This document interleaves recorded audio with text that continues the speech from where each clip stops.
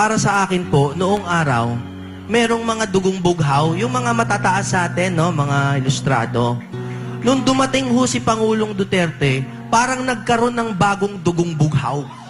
Without declaring martial law, I dismantled the oligarchy that controlled the economy of the Filipino people.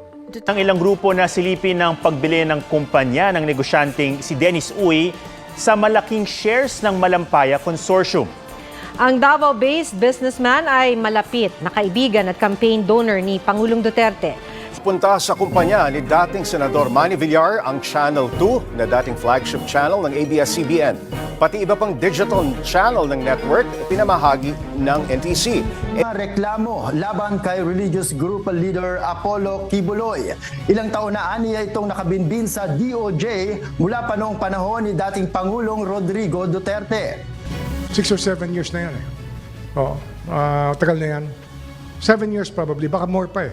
Solicitor General Jose Calidas' net worth increased from 36.9 million pesos in 2017 to 73.4 million pesos in 2021. Yung may kaibigan kong tumutulong, pag yumaman ka ng yumaman, mas maligaya ako. Total ako, happy na ako sa buhay ko. But I want you to get rich. Oh my